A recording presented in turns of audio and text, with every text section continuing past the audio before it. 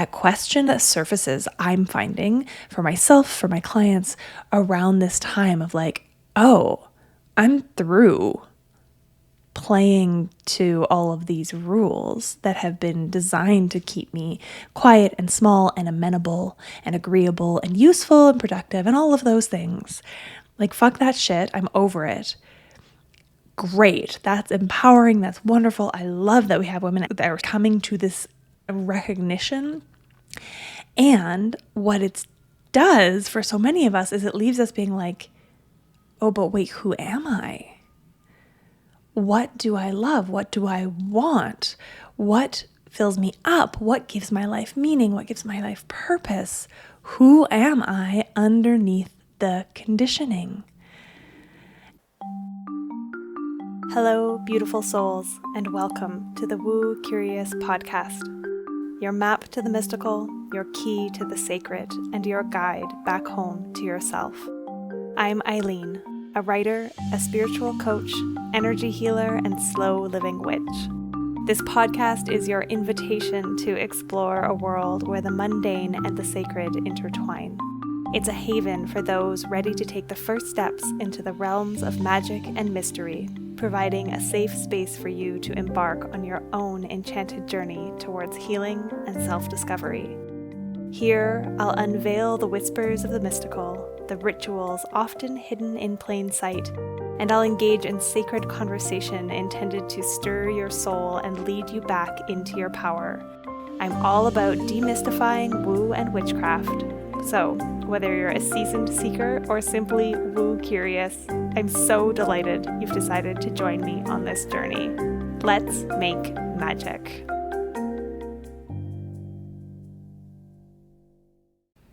Hello, Woo Crew, and welcome back to another episode of the Woo Curious podcast. I am your host, Eileen, and I'm here today with a solo episode for you, all about belonging and vulnerability. And if you follow me over on Instagram at I am Eileen March, you might have seen that I posted a couple of videos about this topic a few weeks back now.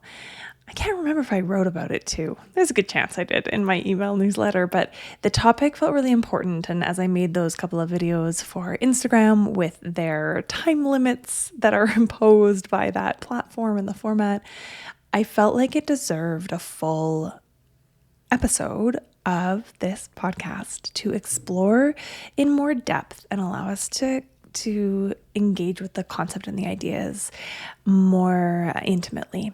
So I am here today with this episode for you, and I have notes, which I don't often. If you've been with me for any length of time, you'll know I typically am just riffing and kind of going with the flow. And so I do actually have some notes to keep me on track because I want to make sure that I get to all of the points that were kind of really salient as I sat with this topic. And where this topic came from, let's start there, was from inside of the Wise Wild Woman Mentorship program, my year-long immersive program for women who are ready to connect back in with their bodies, with the cycles they're in, with the cycles of the earth, and to really reclaim that kinship with self and with the other than human world and with other women on the path as well. And so this is a space that the women inside have consistently said time and again feels so safe and so welcoming, like they can show up as their whole selves in a way that doesn't exist in a lot of other spaces. And yet, at the same time, it has happened more than once where someone has gone silent for a while. And when they come back, when they come into that WhatsApp space that we have as part of the offering, as part of the program, they say something along the lines of, I didn't want to overshare. I didn't want to burden. I feel like I don't belong anywhere, even here. And it's so relatable. I think the last time this happened, which is what spurred my hopping on to Instagram and sharing those videos, one of the women was saying, even though this space feels so safe and everybody's been so lovely and welcoming, and I feel, connected here, I don't actually feel like I belong. I don't belong here. I don't belong anywhere. And it hurt my heart because my heart recognized that feeling, that sense or that idea that no one really understands me. No one will ever really understand me. No one will ever really, truly just love me for me. That I am an outcast, that I am a black sheep and will always be, and I'll never truly belong anywhere.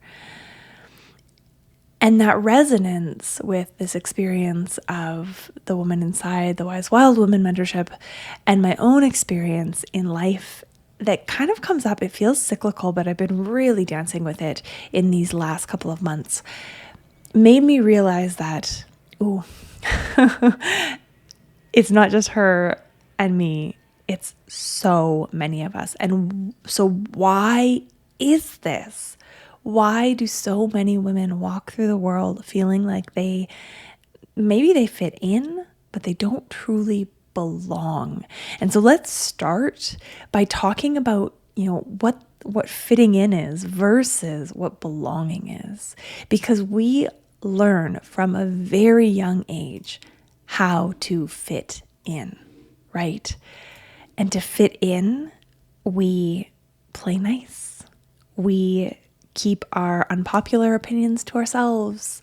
We shrink our bigness, our brilliance, our brightness, our weirdness. We mask. We are conditioned to be good girls in order to be safe, be loved, and to fit in with the crowd.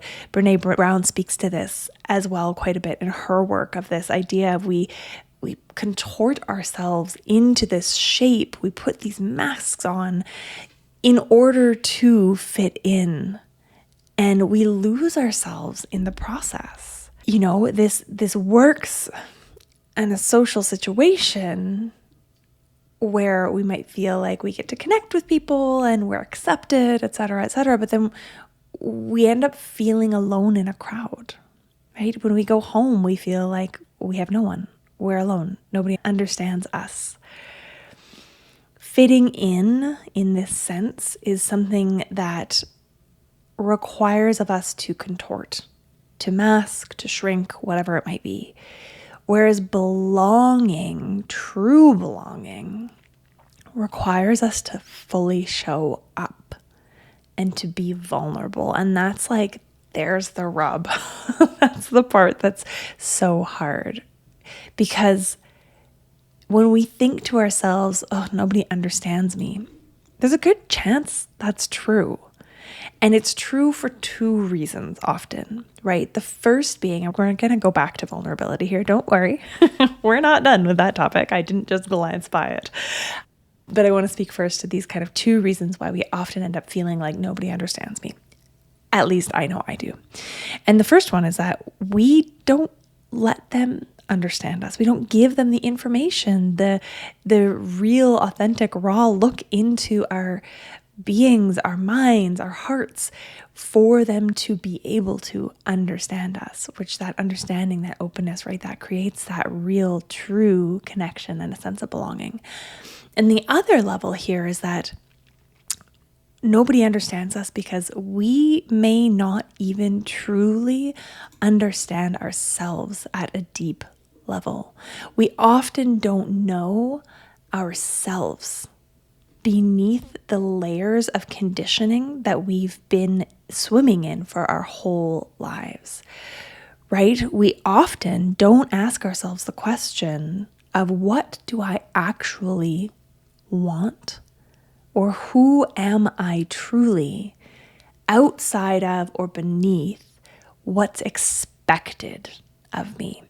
I think this is a question that many of us find ourselves asking as we reach that kind of midlife stage, this perimenopause stage that I know many of my listeners are likely entering or in the throes of, or maybe you're beyond and you've moved into menopause. And that question is really kind of one that surfaces, I'm finding, for myself, for my clients, around this time of oh, I'm through playing to all of these rules that have been designed to keep me quiet and small and amenable and agreeable and useful and productive and all of those things. Like, fuck that shit. I'm over it. Great. That's empowering. That's wonderful. I love that we have women that are coming to this recognition. And what it does for so many of us is it leaves us being like, oh, but wait, who am I? What do I love? What do I want? What fills me up? What gives my life meaning? What gives my life purpose? Who am I underneath the conditioning? And so it becomes a sense of, in order to feel as though we belong, we need to know ourselves. Belonging starts as an inside job. Belonging to yourself comes first. And how can you belong to yourself if you don't know yourself? Oh, and how can you belong to yourself if you don't love yourself? And how can you love yourself if you don't know yourself? Oh my gosh, this is like a big, you can tell there's downloads happening as I record, because it feels so tender, so tender. I'm sure that there are many of you listening who have a core wound in belonging. I know that is my biggest core wound, at least that I have identified at this point, that desire to belong and feeling like I don't. And I think that, again, there needs to be this really deep, tender acceptance of all of ourself, all of the parts of ourselves, in order to feel like we belong to ourselves. And we have grown up not belonging to ourselves, right? We belong to our partner. We belong to our friends. And again, we don't feel belonging, but I'm using belong as like a possessive now, right? The female body typically does not belong to us. It belongs to the male gaze. It belongs to the people to whom we are useful, right? Our labor belongs to others. These are obviously not things I believe are true and innate and factual, but they are perpetuated in this society, this kind of river, if you will. It's there beneath the surface. It may not be spoken to overtly, but it's implied. There's a sense that we don't belong to ourselves, even if we think about the ways in which legislation is counter to us being sovereign of our own bodies, right? Our bodies have been legislated against constantly, and we're seeing this with the rollback of abortion rights in the States and all of these ways in which women's bodies are policed because they are not our own. And so part of belonging in spaces with others, wow, this went on a tangent and I love it, and it's deeper than I expected it to go, is reclaiming the sovereignty of our beings and truly leaning into a belonging to ourselves first and foremost. This doesn't mean that others don't have claims on us, especially if we are mothers in the physiologic sense. You know, if you've birthed children or you have adopted children or you are a step parent to children, right? Beings who need us for their survival do have some claim to us and our time. But even then, it must be to ourselves that we belong first. And if we can't find that, it's going to be really hard to find belonging to and amongst others as well. And that's in that more beautiful sense, the sense of us wanting to belong and not the possessive sense. This is interesting how the language gets really kind of juicy here. So self-knowledge and then self-acceptance are part of that belonging. And I think it's just in questioning ourselves, right? Sitting with yourself, asking that question, what do I want? What do I truly desire? Guaranteed it's not material goods, even though that's on the surface what so many of us say we want are things, experiences. Experiences are great to want, But what is it that experience brings you, right? It's not the first class flight to Paris that you truly desire in this lifetime. It's feeling that sense of adventure, of connection to other beings, and of course, comfort is a huge piece of what the human being desires, to be comfortable. So again, this belonging piece within ourselves, it also requires vulnerability. We got there. We're coming back around. We've come back to vulnerability. So like I said at the beginning, in order, we're going to go back to like belonging to groups or belonging to social places or people. In order to belong, we must feel understood. And in order to be understood, we must be willing to show up and share ourselves. And that requires vulnerability. And vulnerability is so tricky because it is uncomfortable. One of my mentors, Joanna Haynes, recently shared this with me, or that we were talking about this in a session that I was having with her, about how vulnerability isn't like something you can master. It's not something that you practice and you do and then, okay, check, great, I'm good at vulnerability now. It's not hard anymore. It doesn't feel uncomfortable anymore. By its very nature, it's in the name, it's in the word. Vulnerability will always feel vulnerable, and feeling vulnerable isn't comfortable.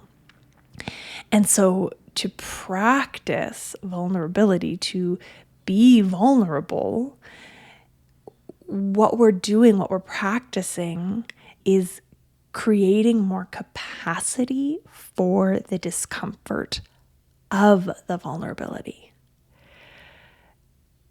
And we have to keep practicing it. And so when we're thinking about vulnerability and belonging, obviously we need to be engaging discernment. We don't want to just be vulnerable with any Joe Schmo on the street. We want to make sure we're being vulnerable with people who we believe are safe spaces, or we have every right to believe are safe spaces, with people who we truly want to feel a deeper sense of connection with. We don't need to be vulnerable with everybody. We don't need depth connections with everybody.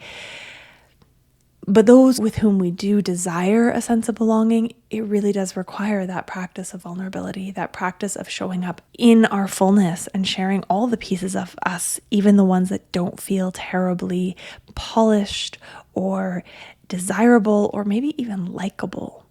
And just like with belonging, we need to belong first to ourselves.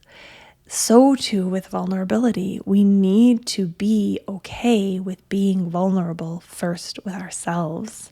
And for me, this was an awareness that came in again in that session and since then, that I am not even very good at being vulnerable with myself. I've done the Artist's Way a few times now. If you haven't heard of it, Julia Cameron wrote a book about it. It's a process of artistic recovery. My dear friend Sheena Wilson, who you may have heard on the podcast a few times over the years, often leads groups through this creative recovery practice.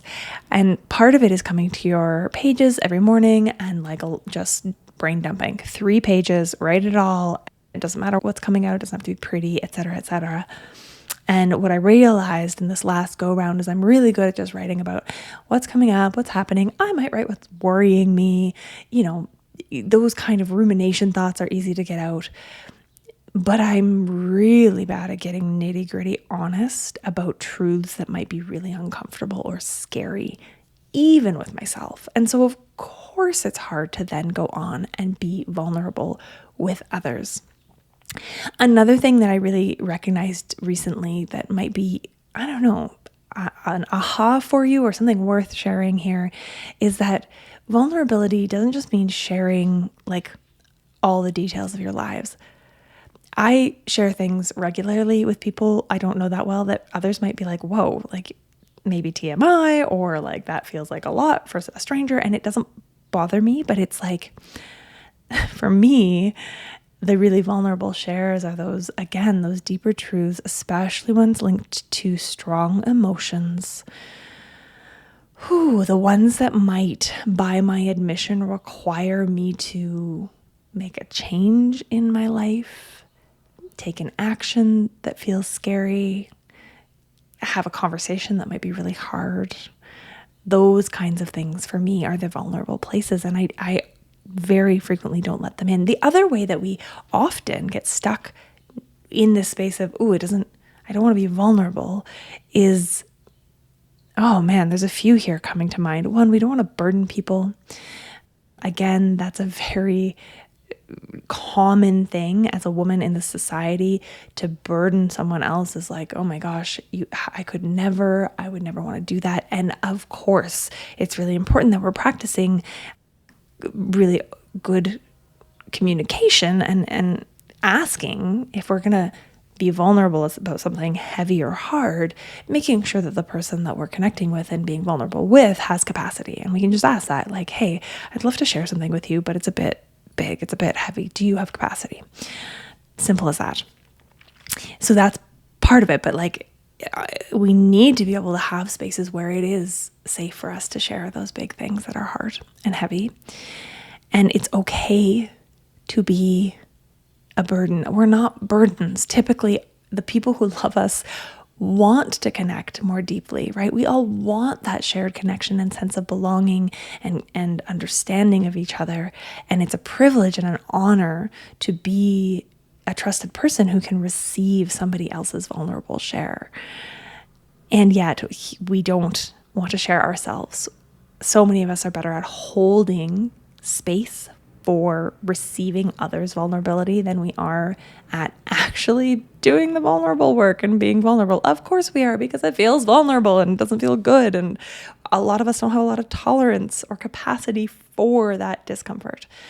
But the other piece of this is also that sense of like, oh, if I really show this person all of me and I share this vulnerable thing, they're never going to want to see me or speak to me again. There's like that awkwardness of like, oh, will I be rejected?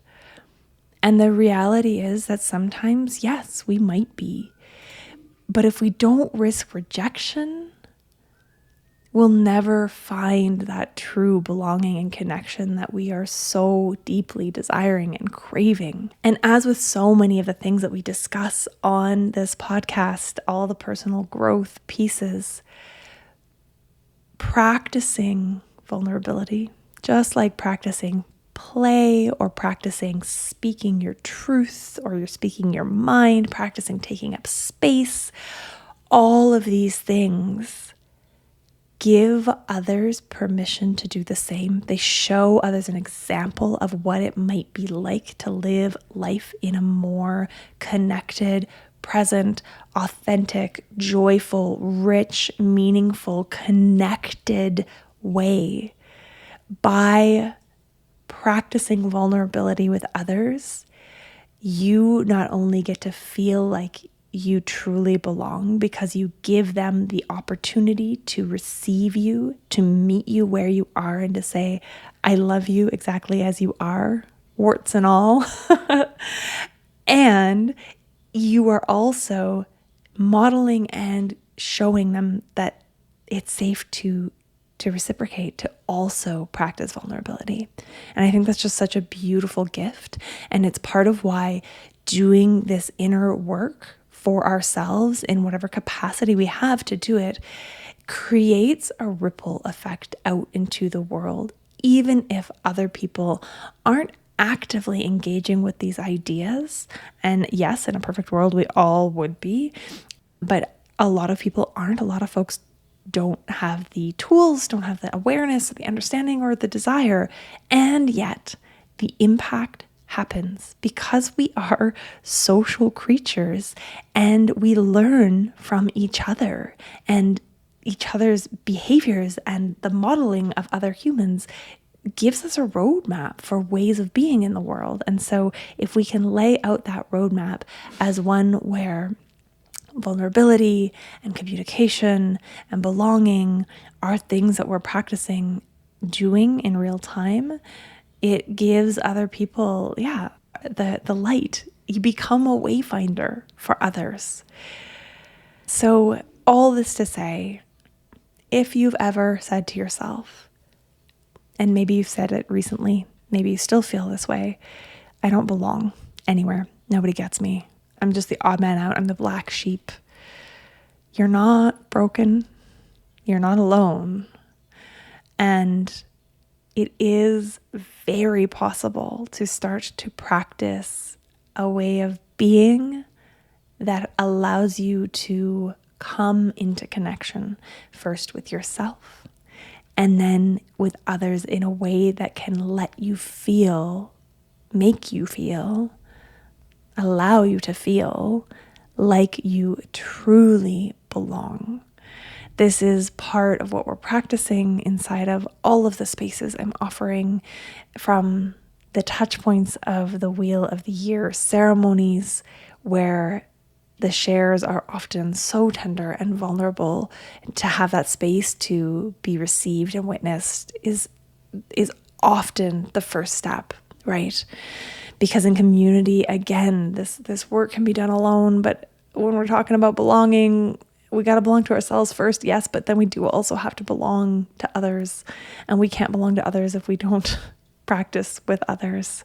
There's only so far we can get with ourselves in, our homes, in our private practices. And so that invitation to come into community, into a space where we are all cultivating the capacity to be with the discomfort of the vulnerability, is such a beautiful gift of these spaces, and one that when I started them, I wasn't anticipating. So the next ceremony is coming up at the end of July. If that is something that is calling you in, the Wise Wild Woman Mentorship is something that is here. It is ever present. You need only reach out and ask if you have any questions. There's still no landing page. And then, of course, I'll be running Unleash Your Inner Witch in the fall again.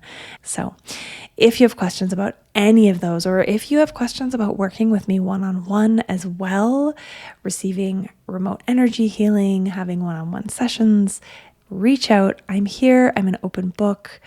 If you have any stories to share about that sense of belonging or not belonging, if this episode stirred something for you or sparked something for you, if you just want to reach out and say, hey, I'm here, come find me, you can send me an email, eileen@myluminouslife.ca. You can find me on Instagram at @IamEileenMarch. Come hit me up over on Substack at the Wise Wild Woman Hearth. And I will, as always, be back here same time next week, this time with a guest. And I look forward to chatting with you then. Like, subscribe, comment, all the things, all the platforms, share with a friend. Bye for now.